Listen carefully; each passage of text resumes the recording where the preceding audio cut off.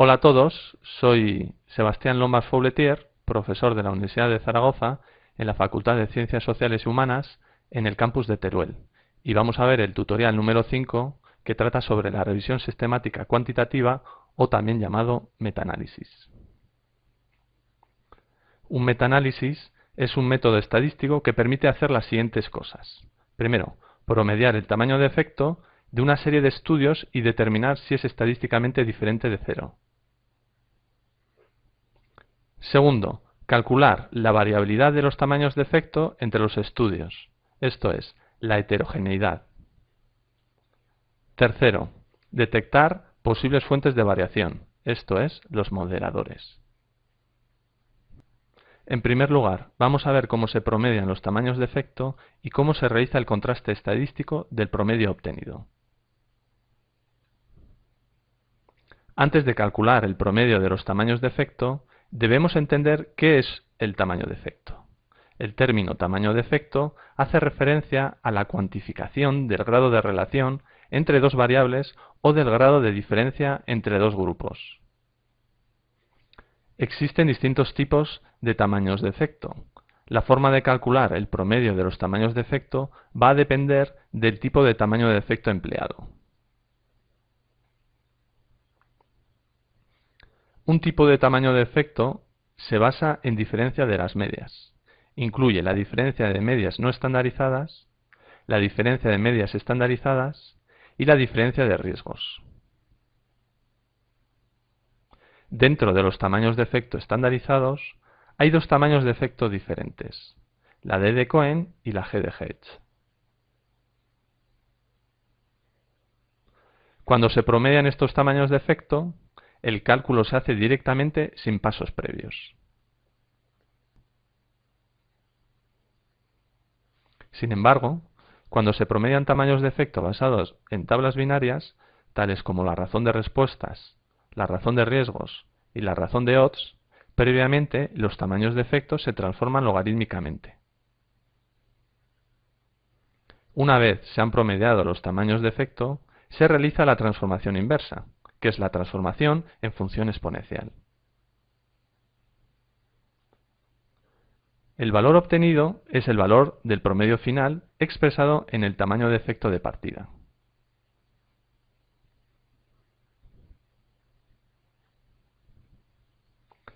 Por último, cuando el tamaño de efecto es un coeficiente de correlación de Pearson, previamente al cálculo del promedio, las correlaciones se transforman en zetas de Fisher.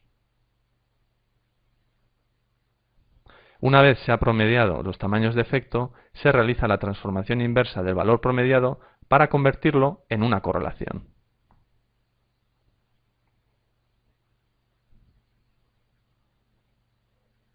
Lo habitual es encontrarnos estudios que utilizan diferentes tamaños de efecto. Para que el promedio de los tamaños de efecto tengan algún sentido, los diferentes tamaños de efecto tienen que ser convertidos en un único tipo de tamaño de efecto. Existen ecuaciones que nos permiten hacer esto. Así, la D de Cohen puede transformarse en una G de Hedge, o en una correlación, o en tamaños de efecto basados en tablas binarias, y viceversa.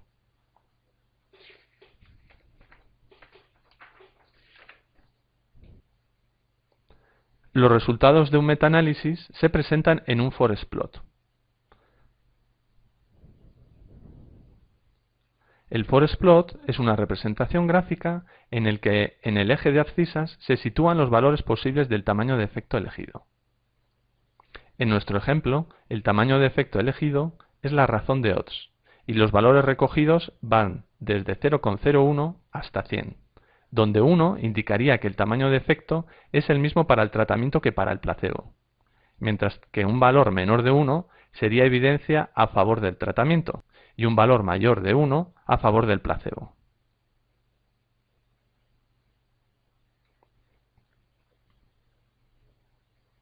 En el eje de ordenadas se presenta una lista de los estudios analizados.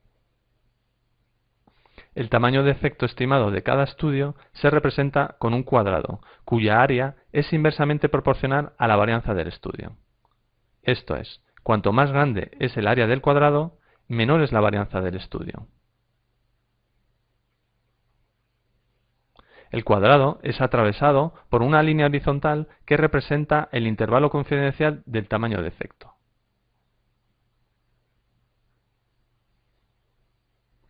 Al final de la lista de los estudios se ofrece el tamaño de efecto promedio representado por medio de un rombo.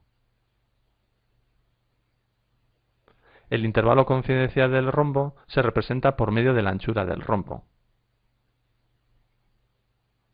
Cuanto mayor es la anchura del rombo, mayor es el intervalo confidencial.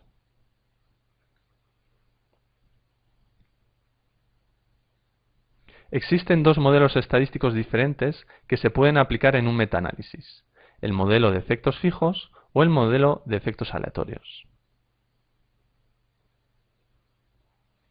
El modelo de efectos fijos asume que solo existe un único efecto de tratamiento, un único verdadero efecto, y que las diferencias de tamaños de efecto que existen entre los estudios son producto del error muestral. Por el contrario, el modelo de efectos aleatorios asume que existen varios efectos de tratamiento, varios efectos verdaderos. El efecto es distinto en los estudios por el tipo de diseño utilizado, porque la fiabilidad de los instrumentos es distinta. Asume que los efectos encontrados son una muestra aleatoria de los tamaños de efecto verdadero. En la siguiente figura se representa un metaanálisis bajo un modelo de efectos fijos. El triángulo invertido representa el promedio de los efectos verdaderos de todos los estudios, mientras que el círculo negro representa el verdadero efecto de cada estudio. Dado que el modelo de efectos fijos asume que el verdadero efecto es el mismo en todos los estudios, el círculo negro toma el mismo valor en todos los estudios y es el mismo valor que el del triángulo invertido, ya que el promedio de una constante es la constante.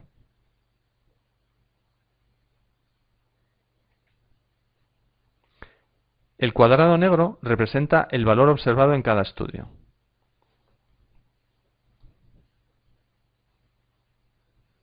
Dado que el tamaño de efecto observado es una estimación del valor del tamaño de efecto verdadero, el valor del cuadrado negro se desvía algo del valor del círculo negro. A esta desviación se le llama error muestral.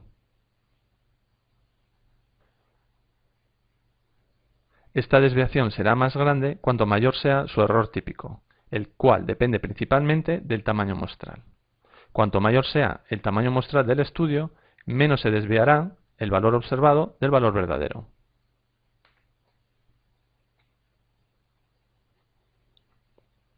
En la siguiente figura se representa un metaanálisis bajo un modelo de efectos aleatorios.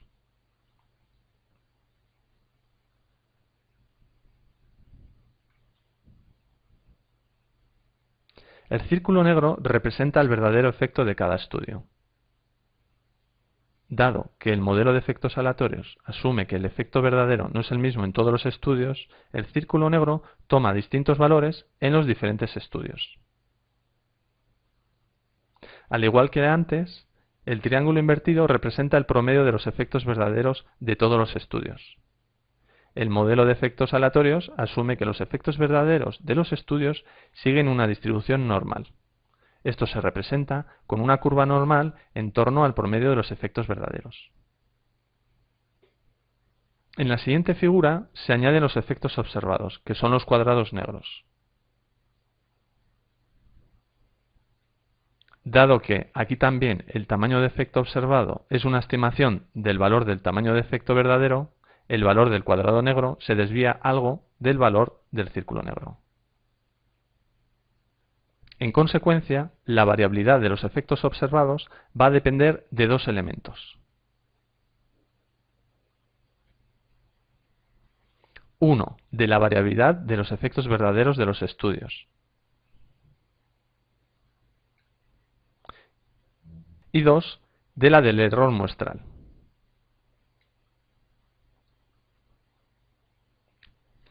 El cálculo del promedio de los tamaños de efecto, véase m en la ecuación de abajo, en un modelo de efectos fijos se hace mediante una media ponderada. donde la ponderación de cada estudio, véase W en la ecuación de arriba, es la inversa de la varianza. Al igual que se hace con la media, podemos calcular el intervalo confidencial del promedio con un nivel de confianza del 95%, sumando y restando al promedio 1,96 por el error típico del promedio. Tipificando el promedio, dividiendo el promedio entre su error típico, podemos calcular su probabilidad condicionada, lo que nos permite contrastar estadísticamente si el verdadero valor del tamaño de efecto es diferente de cero. Para el cálculo del promedio de los tamaños de efecto en un modelo de efectos aleatorios, primero es necesario determinar el valor de tau al cuadrado, que es la varianza entre estudios. Esto es, la varianza de los tamaños de efecto parámetros entre los distintos estudios. A partir de ahí, el cálculo del promedio de los tamaños de efecto es el mismo que en el modelo de efectos fijos, con la diferencia que la varianza de los estudios es la suma de la varianza entre estudios, que es el error típico de cada estudio, y la varianza entre estudios, que es tau al cuadrado.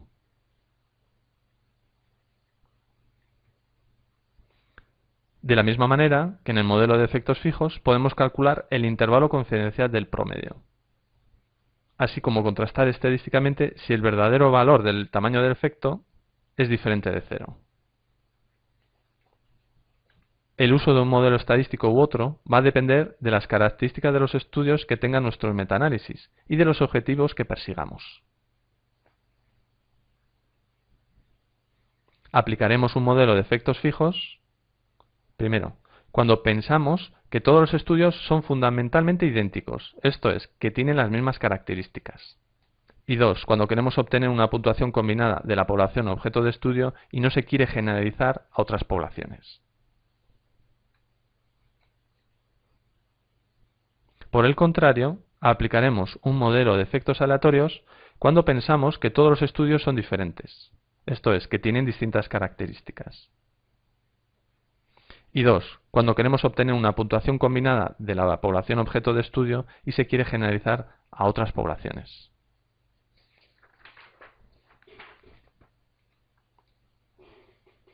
En segundo lugar, vamos a ver cómo se calcula la variabilidad de los tamaños de efecto entre los estudios. Para estimar la variabilidad de los tamaños de efecto entre los estudios, se calcula el índice t al cuadrado, el cual es un estadístico que trata de estimar tau al cuadrado, que es la varianza de los tamaños de efecto verdaderos.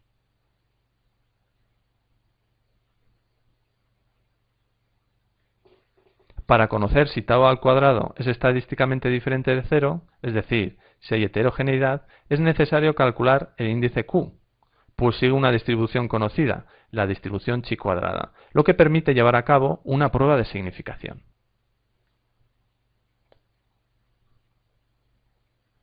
En tercer lugar, vamos a ver cómo se determina la existencia o no de moderadores. Existen dos tipos diferentes de análisis que van dirigidos a evaluar el papel moderador de las variables. Estos análisis se denominan análisis de subgrupo, que es equivalente al análisis de la varianza, y la metaregresión, que es equivalente a la regresión lineal.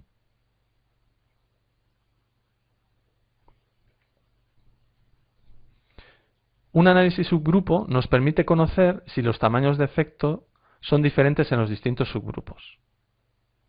Por ejemplo, si es diferente entre hombres y mujeres, entre niños y adultos, etc.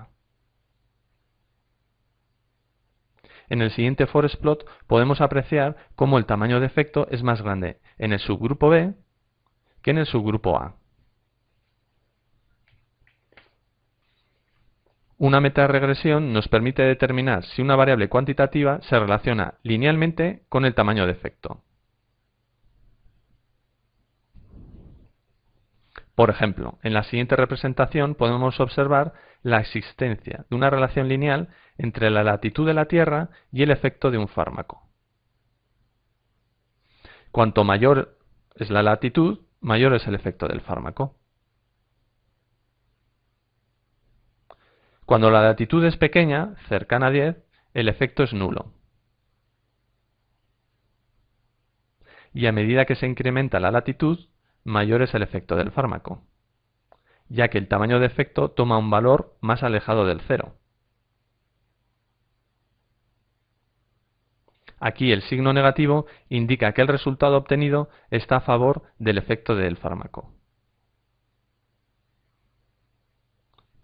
Estos datos son datos reales y se ha propuesto como explicación que durante el transporte de los fármacos se pierde la cadena de frío de las drogas, afectando esto en mayor medida a los países más cercanos al Ecuador, que es donde hace más calor.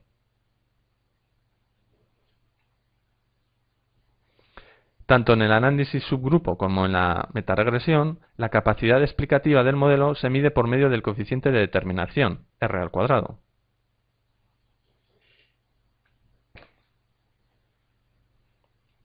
Los apartados que debe incluir metaanálisis en un trabajo fin de grado o trabajo fin de máster son los siguientes. Primero, el título. Título debe indicar explícitamente que se trata de un metaanálisis. Segundo, un resumen que debe incluir los objetivos planteados, el método empleado, los resultados encontrados y las principales conclusiones alcanzadas. Tercero, una introducción que debe describir de forma explícita las preguntas y los objetivos del metaanálisis. Cuarto, un apartado de método donde se debe especificar los criterios de inclusión de los estudios, los procedimientos de búsqueda de los estudios, las variables de los estudios incluidas, los tamaños de efectos utilizados, el modelo de metaanálisis utilizado, ya sea de efectos fijos o de efectos aleatorios, el índice utilizado para cuantificar la heterogeneidad y el estadístico utilizado para realizar la prueba de significación. Si se analizan los modeladores, el tipo de análisis utilizado, o bien un análisis subgrupo, o bien una metaregresión. Quinto, un apartado de resultados. Debe proporcionarse una tabla con un listado de todos los estudios incluidos en el metaanálisis, indicando las características y el tamaño de efecto de cada estudio. Esto se puede hacer a través de un forest plot. Además, debe presentarse el tamaño de efecto promediado con sus intervalos confidenciales, el valor obtenido del índice de heterogeneidad utilizado, el resultado de la prueba de significación del análisis de heterogeneidad. Si se analizan los modeladores, el resultado del análisis de subgrupos o de la metaregresión. Y sexto, un apartado de discusión, en el que debe plantearse las limitaciones del metaanálisis, las implicaciones para la práctica profesional y las investigaciones futuras que deberían realizarse.